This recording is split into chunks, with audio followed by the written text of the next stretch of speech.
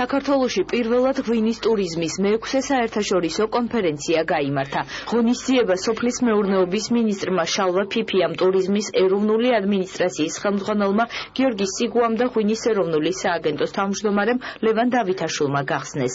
კონფერენციაზე ღვინის ტურიზმის ინდუსტრიაში არსებული ძირითადი საკითხები, სიახლეები და ტენდენციები განიხილეს. გაკეთდა მოხსენებები ღვინის დეგუსტაციის, ტურიზმისა და ღვინოსთან დაკავშირებული სხვა მნიშვნელოვანი ასპექტების შესახებ.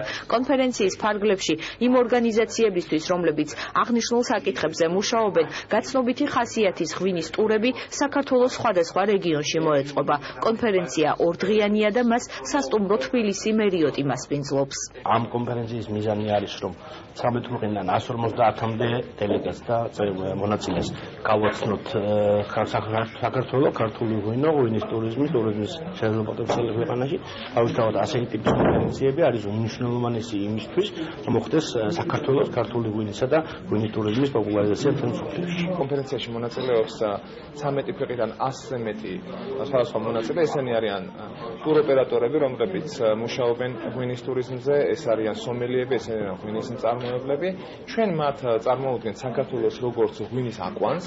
ეს არის სწორედ ლაიტმოტივი კონფერენციის Georgia's Cradle of Wine. საქართველოს როგორც ღვინის ტურიზმის ქვეყანას ძალიან მიმზიდველს ღვინის მოყვარულთათვის, არა მარტო ღვინის, ზოგადად მთელი აი ამ კულტურისა და ჩვენთვის მოგესწრებათ, რომ ღვინო არ არის მხოლოდ სასმელი და ყურძენი არ არის მხოლოდ ხილი, ეს არის ჩვენი ტრადიციის, ჩვენი კულტურის, ჩვენი ისტორიის ძალიან მნიშვნელოვანი ნაწილი, რომელსაც ჩვენ უზიარებთ ჩვენ სტუმრებს და ჩვენს დანარჩენ მსოფლიოს. დღევანდელ კონფერენციას ესწრება დაახლოებით 150-მდე სტუმარი მსოფლიოს მასშტაბით. ჩვენი მიზანია არა მარტო კომპანიის, არამედ მთლიანად ქვეყნის პოპულარიზაცია ღვინის ტურიზმის განვითარების საქმეში. მეღვინეობა ხარება ამ კონფერენციის ოქროს პროცესს წარმოადგენს, გამომდინარე იქიდან, რომ ჩვენ განსაკუთრებული წვლილი შეგვაქვს ღვინის ტურიზმის განვითარების საქმეში მთლიანად მსოფლიოს მასშტაბით და წლიდან წლამდე ინტენსიურად ვიღებთ ტურისტების უფრო და უფრო მეტ რაოდენობას.